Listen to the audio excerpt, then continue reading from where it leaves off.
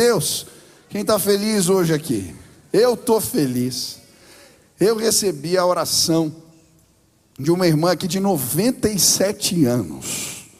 Ela orou por mim, me abençoou, né? Obrigado, minha irmã, que está aqui e veio participar do culto com a gente. Que Deus te abençoe. Que privilégio. Tem gente que perde o privilégio de vir à igreja. Você pode assistir o culto de casa, mas ir à igreja é diferente, porque tem graças que você só recebe na comunhão do corpo. É a oração ministrada, é a palavra que você recebe, é o carinho, é o abraço. Ei, em nome de Jesus, não perca esse privilégio. Amém? Quem está feliz de estar aqui hoje nesse lugar? Glória a Deus. Eu estou muito feliz.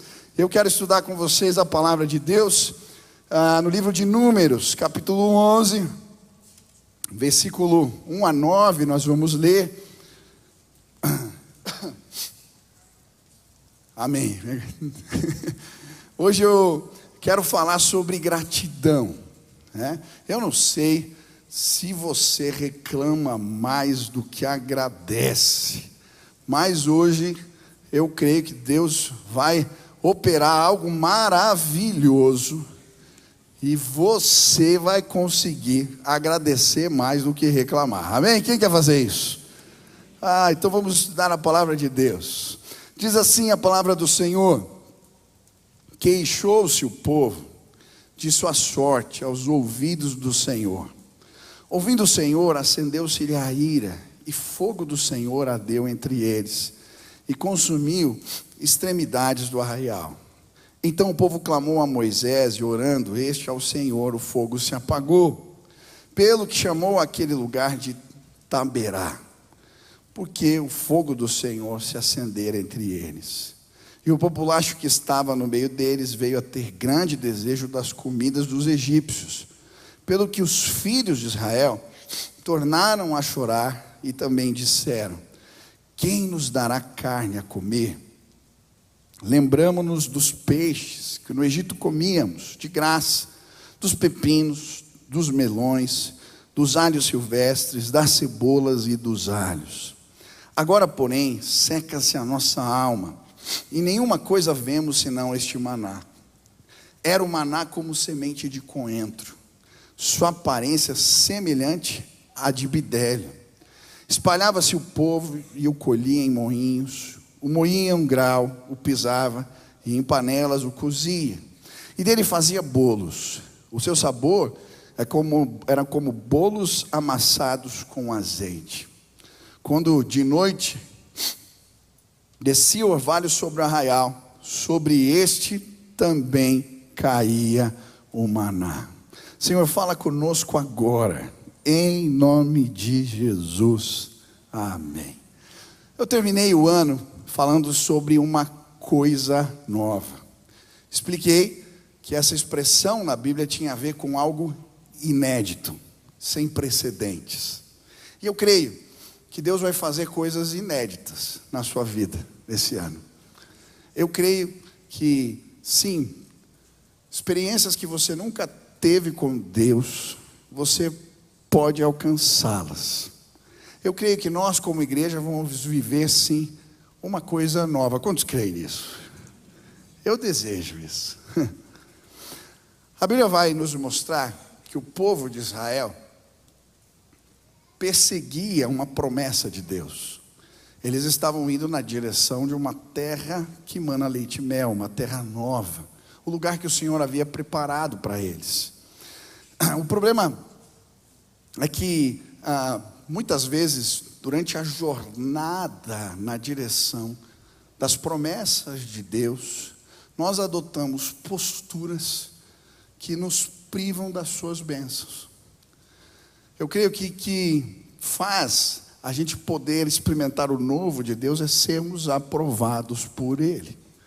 E a Bíblia vai nos mostrar no livro de Números. Quem já leu o livro de Números aqui? O livro de Números é um manual de liderança, tá? Você tem que ler esse livro.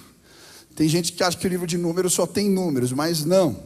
Ele vai relatar o povo de Israel fazendo esse trajeto até a terra prometida. E vai falar dos conflitos que Moisés teve ao liderar o povo, tá? Na direção desse propósito, as reclamações, as intrigas, as contendas. E a Bíblia vai mostrar como o Senhor usou no meio disso tudo. Então eu gosto de ler Números para aprender. Mas a Bíblia também vai mostrar que enquanto eles perseguiram os propósitos de Deus, eles adotaram posturas que fizeram alguns ficar pelo caminho. E estudando este livro, a primeira postura que me chamou a atenção, que impediu pessoas no meio do povo de experimentarem o novo de Deus, foi trocar a gratidão pela murmuração, pela reclamação. Eles começaram a reclamar demais.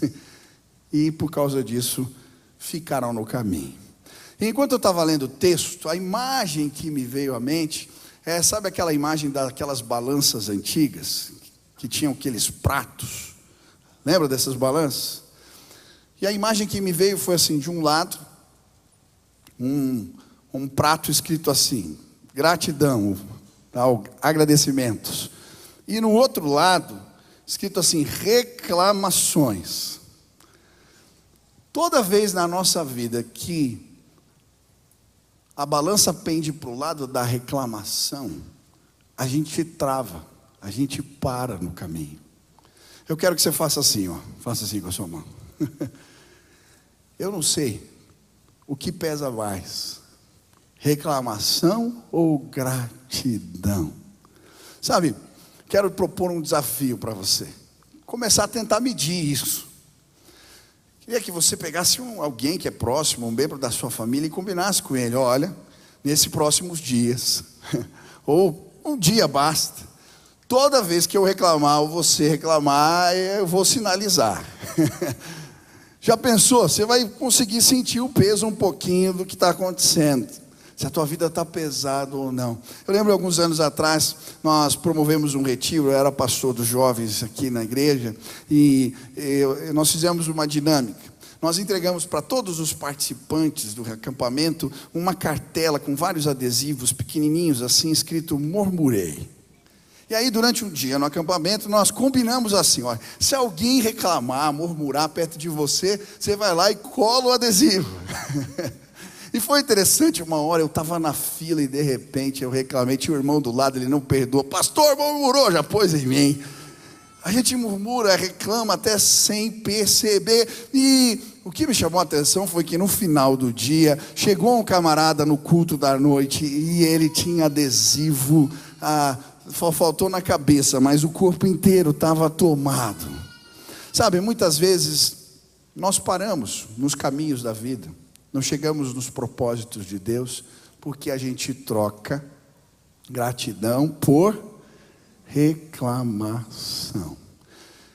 Eu não sei se a balança da tua vida está quebrada, ou ela precisa de conserto, mas eu creio, hoje Deus vai consertar algumas balanças aqui, e a bênção do Senhor vai chegar sobre a sua vida.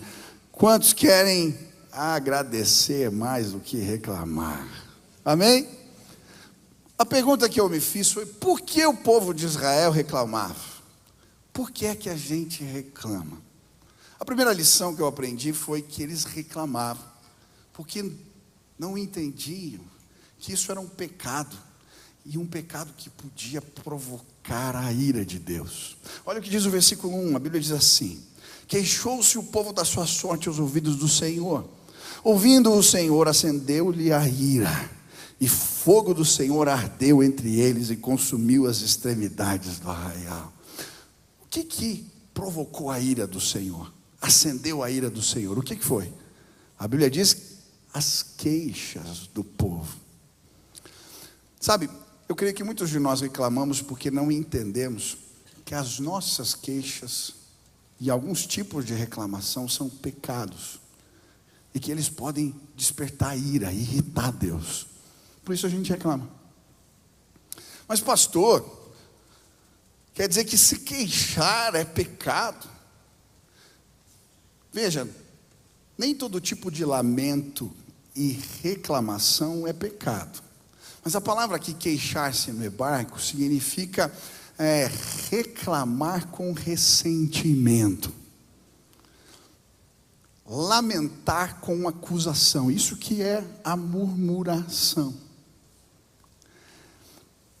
Existe uma diferença entre eu levar a minha dor a Deus, chorar por algo legítimo diante dele, de eu confrontá-lo. Existe um tipo de rebelião que ele vem travestido por lamento. Sabe? Isso pode acontecer. Nem todo tipo de lamento é pecado. Prova disso é a Bíblia. Tem um livro na Bíblia chamado que? Lamentações de Jeremias. A Bíblia também vai dizer, vai separar, se você estudar os salmos, existem vários tipos de salmos. Um dos tipos de salmos são os salmos de lamento. O próprio Jesus, quando está na cruz do Calvário, ele cita um desses salmos, o Salmo 22, Deus meu, por que me desamparaste? Veja bem, a Bíblia não condena nós chorarmos diante de Deus, levarmos as nossas dores, apresentarmos a Ele, sim, pedindo ajuda, clamando. O que a Bíblia condena é a murmuração. Ela é uma espécie de provocação ao Senhor. Quer ver a diferença?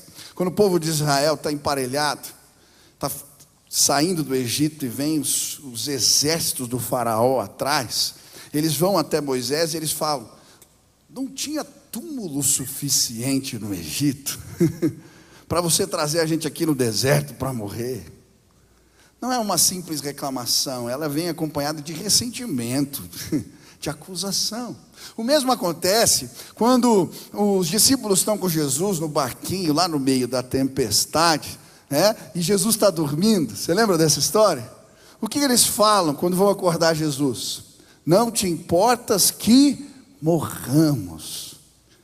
Aí eles estavam reclamando. Quem é pai aqui, levanta a mão. Você que é pai sabe que existe uma diferença entre reclamação e reclamação. Existem alguns tipos de lamento, de choros, que têm a capacidade de nos irritar, não é verdade?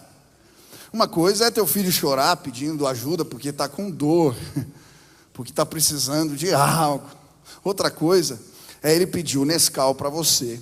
Você prepara o Nescau e quando você entrega para ele, ele começa a chorar porque ele queria no copo azul e não no amarelo que você entregou para ele.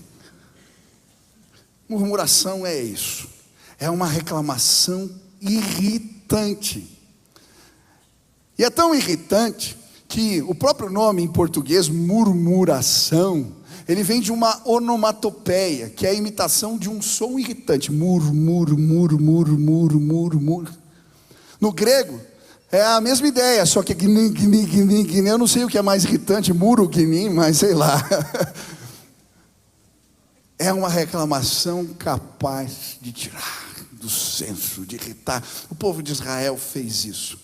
Com as suas reclamações, eles provocaram a ira de Deus, e Deus ficou tão bravo que ele fez pegar fogo nas extremidades do acampamento. Sabe, quem quer parar de reclamar aqui, levanta a mão. Você tem que entender que reclamações, alguns tipos de reclamações são pecados, e que elas podem irritar ao Senhor. É pecado, irrita, provoca a ira de Deus. A Bíblia vai dizer isso, são vários os textos. 1 Coríntios 10 vai dizer: não murmurem, como eles murmuraram no deserto. Filipenses 2,14 fala assim: façam todas as coisas sem murmuração e contenda. Tem gente que não consegue fazer nada sem reclamar ou criar uma intriga. Tem gente que é muito realizadora, mas depois você tem que consertar metade do que ela deixou pelo caminho, tá? Façam tudo sem. Tem uma orientação específica até para não murmurar quando recebe alguém em casa. Olha que coisa. 1 Pedro 4,9: sede hospitaleiros para com os outros sem murmuração. Quando você recebe aquele irmão que come demais, é para agradecer. Tem algumas visitas que são difíceis, mas é para agradecer. A Bíblia fala: se abriu a cela, o cara não vai embora, você agradece ao Senhor. Abriu a casa, não é para murmurar, irmão, amém? Glória a Deus. Bom, eu ia contar uma história de um irmão aqui, mas não vou falar, porque não pode murmurar, né? A Bíblia também fala, é muito interessante, quando os fariseus estão reclamando diante de um milagre que Jesus fez, Jesus fica bravo, chama eles de raça de víboras, está bravo. E aí ele complementa dizendo assim: a boca fala do quê? O coração está cheio. Sabe, a reclamação, ela revela mais sobre nós do que sobre os outros. A gente reclama porque o nosso coração está cheio de amargura muitas vezes. É por isso que a gente reclama tanto. Eu lembro de um livro que eu li do pastor Davi Lago, que ele falava a história do camarada que dizia que o mundo era fedido, mas na verdade o bigode dele que estava sujo.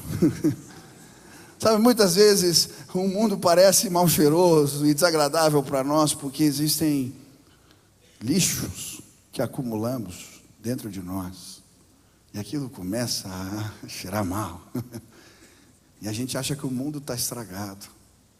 Em nome de Jesus, para de reclamar, porque Deus tem poder para tratar a tua vida e te colocar numa nova condição. Amém? Quantos creem nisso? Eles reclamavam porque não sabiam que era pecado, e um pecado irritante. Segundo motivo pelo qual eu acredito que o povo de Israel reclamava, e eu e você também podemos fazer o mesmo. Eles reclamavam porque isso se transformou em uma espécie de modus operandi diante das dificuldades. É muito interessante que no versículo 1 aconteceu que o povo começou a queixar-se diante das dificuldades. É isso que diz o texto. Mas eles começaram e não pararam. Porque se você continuar lendo o livro de Números, a cada situação difícil que eles enfrentavam, o que eles faziam? Reclamavam. Acabou a água, o que eles faziam? Reclamaram.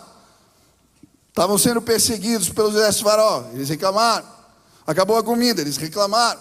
Quando Moisés casou com uma mulher etíope, eles reclamaram. Até os irmãos de Moisés reclamaram, Miriam e Arão, e deu uma confusão. Por quê?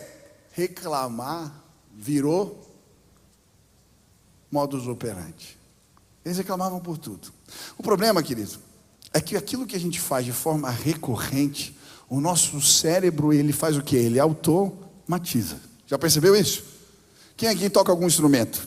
Toca algum instrumento? Tem pouco. Olha, pode levantar a mão, né? Eu não vou pedir para você tocar, fica tranquilo. Tá? Eu toco um pouco de piano. Até fiquei com vontade, mas não vou fazer isso, de tocar uma música aqui com o Benny. Mas ele não veio, então não vai dar. Mas é uma música que tem a ver com esse momento que nós estamos vivendo, né, que fala, I trust in God, eu confio em Deus, né? E foi algo tão especial para nós no momento que nós vivemos, e eu fiquei com vontade hoje de tocar, mas eu faço isso outra hora. Mas quem sabe tocar um pouco de instrumento, eu quando comecei a aprender piano, eu tinha que pensar onde que o dedo ia, qual era a tecla, como fazia. Mas depois de um determinado tempo, eu comecei a tocar algumas músicas e eu nem penso.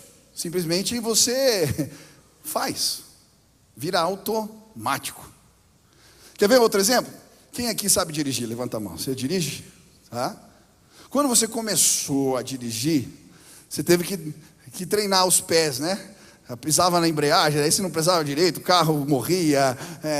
Depois trocou, eu lembro quando eu troquei o carro para o automático, daí eu usava o pé errado no freio, dava aquele solavanco no carro, porque era automático. Hoje você dirige e nem pensa. O teu cérebro automatizou isso para você. Sabe, aquilo que fazemos recorrentemente, a gente faz automaticamente depois. Existem caminhos que eles se tornam automáticos. Eu lembro que eu fui convidado para fazer um casamento. E eu não sei quem aqui tem esse problema. Você já fez isso? Você está querendo ir para um lugar e está pensando em outra coisa. Quando você vê, você faz um caminho que você sempre faz, um caminho automático. Eu lembro que eu fui convidado para esse casamento e eu peguei o carro e era numa chácara. E quando eu vi, sabe onde eu fui parar? Na porta da igreja. E aí eu falei, meu Deus, não é aqui. Saí, e quando eu vi de novo, eu estava de novo na porta da igreja. Você tem que orar mais por mim, irmão. O problema era sério, porque eu fiz isso 3 vezes. E na terceira vez, eu saí do carro, eu peguei o mapa e eu falei: Michel, se concentra.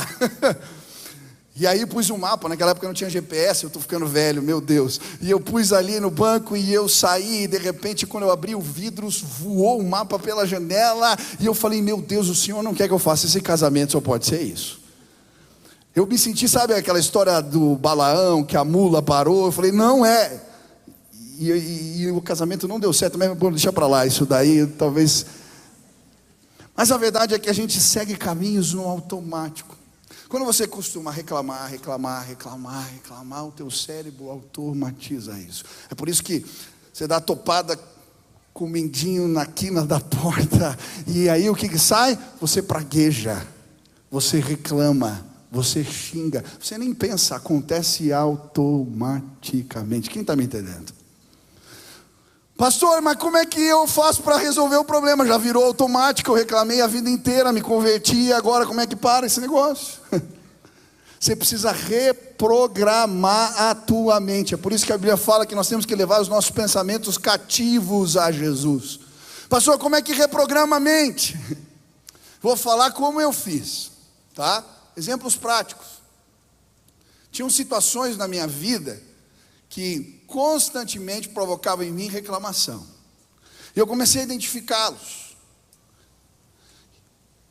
E eu comecei a reprogramar minha mente. Uma coisa que fazia eu reclamar é quando eu me sentia injustiçado. Quando alguém promovia uma injustiça. Na hora, parecia que era assim, automático, já começava. E era difícil parar. E eu falei: eu preciso resolver isso na minha vida. Eu estou tendo prejuízos, porque eu estou tendo posturas que não me convêm. O que eu faço? E aí, eu programei a minha mente. Toda vez que uma injustiça acontece, eu lembro dessa frase: as injustiças são uma oportunidade de eu revelar Jesus. E quando algo acontece, eu começo a ficar bravo. Opa, Deus está me dando uma oportunidade. Eu reprogramei. Quer ver um outro exemplo? Eu comecei a viajar bastante e constantemente a bagagem extraviava, ou então o voo atrasava, mudava o itinerário, e aquilo me irritava de um jeito. E quando eu via, eu começava a praguejar, a reclamar, a murmurar. Como é que eu resolvo? A Bíblia diz: todas as coisas cooperam para o bem daqueles. Eu comecei a reprogramar. Opa, se o voo atrasou, eu vou ter que pegar um outro voo. Talvez Deus queira me usar na vida de alguém. Talvez isso represente um livramento. E como eu reprogramei a minha mente, eu tive experiências maravilhosas com Deus. Porque eu entrava no voo e eu começava: esse camarada, quem que é? Qual é a oportunidade? E eu vi pessoas se convertendo em voos que o itinerário meu foi alterado. Não foi porque a companhia atrasou simplesmente, mas porque Deus tinha uma agenda comigo naquele lugar. Ei, você vai ser abençoado. Preste atenção. Você vai chegar na terra prometida. Você está na jornada e ela é difícil e vão haver dificuldades. Mas se você reprogramar a sua mente, você vai chegar lá. O povo de Israel, diante das dificuldades, escolheu lembrar dos melões e dos pepinos. Olha a diferença de Davi. Diante do gigante, diante de Golias, ele escolheu lembrar do urso e do leão. Ei, Deus quer nos levar a um lugar de maturidade. Para chegar lá, você tem que entender que escolhas você faz na sua mente. Você pode estar no caminho em direção à terra prometida. É um caminho difícil. Todo mundo entende que para alcançar determinados objetivos, nós passamos por caminhos difíceis. Mas se eu escolher alimentar desejos errados, como eu quero carne, como eu quero carne, como eu quero melão, como eu quero... Ei, a Bíblia fala da sepultura dos desejos. Eles alimentaram desejos errados, não reprogramaram a sua mente e ficaram parados no caminho. Em nome de Jesus. Sabe qual o desejo que você tem que alimentar? Eu vou chegar na terra que mana leite e mel. Eu vou comer, eu vou participar da herança do Senhor, aleluia. Você está entendendo? Quem quer chegar lá? Deus vai te reprogramar. Você não vai funcionar mais no modo reclamação. Você vai funcionar no modo gratidão. Quem quer funcionar dessa maneira? Amém? Terceira lição. Nós reclamamos por causa da influência dos outros. A influência dos reclamões. O texto vai dizer que a reclamação começou com o populacho. O que era o populacho? Esse é um termo pejorativo. É aquela gentalha, mais ou menos isso. Tá? Mas quem que era o populacho aqui? O populacho, quando o povo de Israel sai do Egito, haviam estrangeiros que moravam também, estavam ali sendo oprimidos no Egito, e vem nessa uma grande oportunidade para eles também fugirem. E então, eles se unem ao povo de Israel nesse movimento. É interessante que se você ler a distribuição das tribos, você vai ver que haviam as 12 e o populacho. Então se você vê a organização do arraial, o populacho ficava provavelmente na periferia, tá? Aonde que começa o fogo da ira do Senhor? Nas extremidades do acampamento. Era um lugar onde havia reclamação.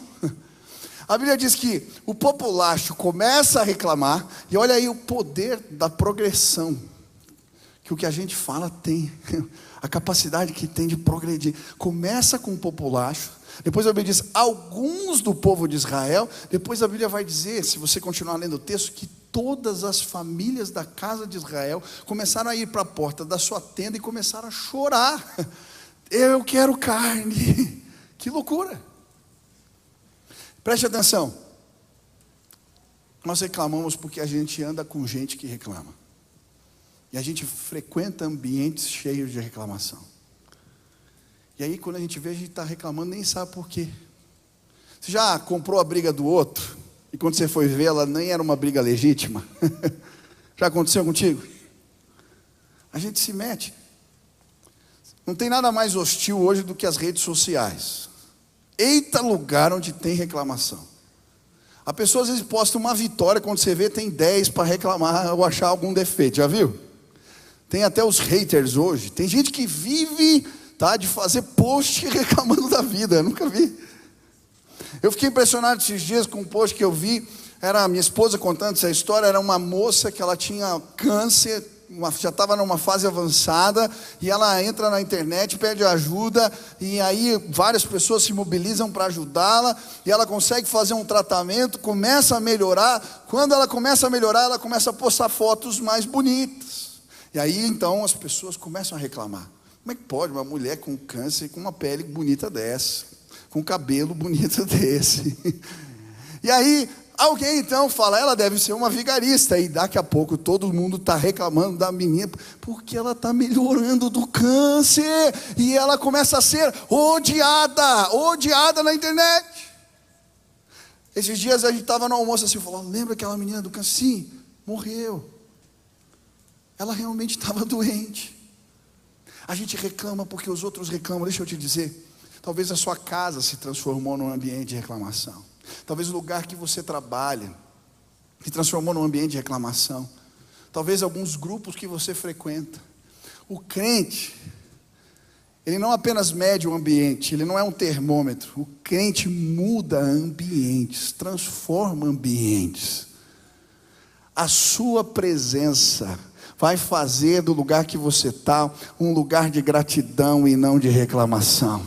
A sua presença na tua casa vai mudar o rumo das conversas. A sua presença naquele grupo de liderança vai mudar as perspectivas, porque Deus te deu olhos bons. E aí sabe o que vai acontecer? A balança vai pender para o lado certo, e a bênção do Senhor vai chegar para você. Quantos creem nisso, amém? Quem quer agradecer mais do que reclamar? Quarta e última lição. Eu creio que eles começaram a reclamar porque se acostumaram com o maná e deixaram de ser agradecidos. Eu creio que não tem nenhum tipo de reclamação mais revoltante do que a reclamação que vem embrulhada no pacote da ingratidão. É quando a gente reclama do presente do outro, da dádiva do outro, do milagre. O povo começou a reclamar tanto que a Bíblia diz que eles começaram agora a reclamar do maná. Como assim, pastor? Começaram a reclamar até mesmo do maná, do pão que Deus fez cair do céu, do milagre de Deus. E a Bíblia vai dizer que isso é algo que gera uma irritação profunda em Deus. Deus fica tão irritado porque eles estão reclamando até mesmo do maná, do milagre, da provisão maravilhosa de Deus, que o Senhor fala: vocês querem comer carne? Eu vou fazer vocês comerem carne até sair pelo nariz. O texto diz isso na Bíblia, pode ler lá, até sair pelo nariz. E aí então Deus manda um vento assim, que traz um monte de codornas, e as codornas morrem, e aí tinha carne. A Bíblia fala que no raio de um dia de caminhada, 30 quilômetros, tá? A 90 centímetros, era um tapete de carne. O povo levou para casa, a Bíblia diz, o texto fala barris, mas na versão mais antiga fala homers, 10 homers. Cada homer tinha 22 litros. Eles levaram, imagine, uma família levou mais de tonelada de carne para casa. Era um absurdo. Quando eles começam a comer, a Bíblia diz que eles não tinham chegado no estômago, e Deus manda uma peste, e muitos que estavam reclamando começam a morrer, porque reclamar da bênção, da dádiva. E talvez você, ouvindo eu falar isso, você fica pensando: que absurdo, eu jamais faria isso. Reclamar de um presente, de um milagre. Por incrível que pareça, nós somos capazes de fazer isso. Deixa eu te contar essa história numa outra perspectiva, e talvez você vai me entender. Sabe, eu creio que eles começaram a reclamar até mesmo do maná porque se acostumaram com ele. Quando começa a cair pão do céu, eles chamam maná. Sabe o que significa maná? O que é isso? O que é isso? Deus pode fazer pão cair do céu, meu Deus, maná. Mas depois de alguns dias, eles comeram maná um dia, 2, 5, 10. Eles acostumaram, o maná virou apenas o cardápio do dia a dia. E aí, quem aqui já não reclamou da comida em casa? Eu lembro algo que aconteceu comigo. Depois de cerca de 7 anos de casamento, as coisas começaram a quebrar lá em casa. Era uma gaveta que emperrava, era uma cômoda quebrada, uma televisão que não funcionava, um eletrodoméstico, mesa lascada. E aí um dia eu entrei na sala e tinha tanta coisa para arrumar. Eu fui abrir uma gaveta, e na hora que eu fui abrir a gaveta, ela emperrou, e eu comecei a reclamar. Mas na hora que eu comecei, o Espírito Santo falou: ei, dá uma olhada aí à sua volta. Eu falei: que foi? E eu comecei a olhar na sala. Quem que te deu essa televisão? E esse sofá? E essa cômoda? E eu comecei a olhar. Na sala da minha casa não tinha nada que eu não tivesse ganhado de alguém. Nada. Quando eu olhei, quando eu casei, eu ganhei muitos presentes. Teve uma senhora que fez uma reforma na sua casa, e ela me deu os móveis antigos dela. Tudo que eu tinha na sala da minha casa era maná. Mas eu estava reclamando porque eu parei de agradecer, e virou apenas uma televisão, uma cômoda, uma gaveta emperrada. Não sei se você está me entendendo. A gente reclama porque se acostuma com as bênçãos. Mas sabe o pior? Quero complicar ainda mais a história para você. Quer ver como você é capaz de reclamar do maná? Imagine você acorda de manhã e falar para a esposa: o que tem hoje para o café da manhã? E ela diz: bolo de maná. Você vai para o almoço e quando senta ali para comer, o que tem para o almoço? Maná grelhado. Você então chega de noite para a janta e ela diz: ensopado de maná hoje. Passa um dia, 2, 5, 10, um ano comendo maná todos os dias. Qual que era o problema aqui? Eles desejarem comer outra coisa? Não havia problema em desejar carne, de forma nenhuma. A Bíblia diz assim: levem as suas petições a Deus com ações de graças. Quando a gente para de agradecer, a gente começa a reclamar. Quando maná deixa de ser maná, se torna normal, a gente para de agradecer, então o contentamento vai embora e a gente começa a reclamar. Eu nunca vou me esquecer, eu e a minha esposa tivemos uma oportunidade incrível. Eu fui convidado para pregar na Guatemala e na volta tinha uma parada na passagem. Nós passamos pelo México e eu então abri a passagem e tirei uns dias, falei para ela: eu vou te levar para Cancún. Olha que maravilha. Que sonho.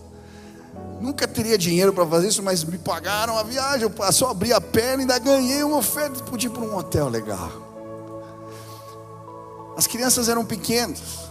O Benny tinha acho que 2 aninhos, a Nina era neném de colo. E eu lembro quando nós embarcamos no México, eu com as malas, a Nina naquele canguru, e eu com 2 malas, a Sil com o Benny também no colo, e com algumas mochilas. E então encontramos uma fila. Deu um problema na imigração. 4 horas ficamos parados ali. E eu estava com as malas, as crianças começaram a chorar. E então eu ia quase reclamar. E a minha esposa disse: não. Falei: não o quê? Eu me recuso a reclamar. Nós estamos indo para Cancún. Deixa eu te explicar algo. Ei, eu sei para onde nós estamos indo. Eu me recuso a reclamar. Deus tem algo maravilhoso.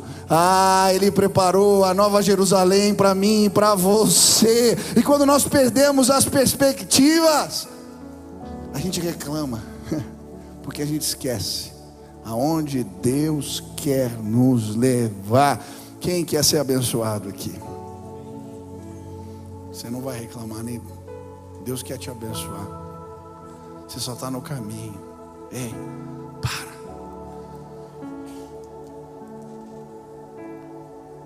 A gente começa a reclamar porque para de agradecer. Mas sabia que para agradecer a gente tem que aprender a fazer isso? Tem que aprender. A gente não agradece porque não sabe. Tem que praticar. Comece teu dia agradecendo. Agradeça antes de cada refeição. Agradeça toda noite. Pratique a gratidão e você vai ser abençoado por Deus. Você crê nisso? Amém? Eu contei de manhã do menininho que pede uma laranja para a mamãe. A mamãe entrega para ele a laranja e fala: o que você diz agora? Ele olha para ela e diz: descasca. A gente não agradece porque a gente não pratica a gratidão. A gente não sabe agradecer. Agora presta atenção. Jesus cura 10 leprosos, não é verdade? Às vezes quando eles estão andando no caminho, eles são curados. E um que era samaritano, quando vê que está sendo curado, o que ele faz? Ele volta para agradecer. Jesus pergunta: e os outros 9? Mas aquele que voltou, ele não apenas foi curado, ele foi salvo, transformado. Preste atenção. Existem bênçãos que só encontramos no lugar da gratidão. Elas residem lá. E porque você parou de agradecer, você está perdendo algumas bênçãos. Quando a gente volta e agradece, a gente encontra favor do Senhor. Talvez Jesus esteja esperando a sua gratidão. Talvez o teu chefe, talvez o teu colega de trabalho. Existem bênçãos que só residem neste lugar. Quem quer consertar a balança da vida? Quem quer agradecer mais do que reclamar? Levanta a mão aqui. Isso, fica de pé no teu lugar. Deixa eu orar por você. Nós vamos encher esse lugar de louvores. A tua vida vai ser cheia de gratidão. Amém? Esse é o teu desejo? Feche os teus olhos assim, isso. Levanta os mãos. Isso. Pede ajuda para Deus para parar de reclamar. Isso. Feche seus olhos, Senhor. Eu quero encher minha vida de gratidão. Isso. Me ajuda. Pai querido, eu quero te agradecer, Pai. Te agradecer. O Senhor tem feito tanto, Pai, tanto. Se a balança da minha vida está quebrada, me ajuda. Quero que haja mais gratidão na minha casa do que reclamação. Quero pedir, Senhor, de maneira especial, que os meus irmãos encontrem bênçãos essa semana. Bênçãos que residem neste lugar, no lugar da gratidão. Que eles as recebam em nome de Jesus. Eu quero clamar agora, Pai, que toda programação da mente caia por terra. Toda programação da mente que nos faz reclamar diante das dificuldades. Que o Senhor nos reprograme, Senhor. Quero pedir que o Senhor nos ajude e que a gente possa encher os ambientes que frequentamos de gratidão. Que o Senhor encontre lábios que louvam o teu nome entre nós diariamente. Gente com olhos bons. E que a bênção do Senhor não cesse sobre nós. Que a gente possa voltar para casa agradecendo. Passar essa semana exaltando e agradecendo. Nos ajuda a praticar a gratidão e encontrar as tuas bênçãos. Essa é a nossa oração. Em nome de Jesus. Amém. Você pode aplaudir ao Senhor. Amém.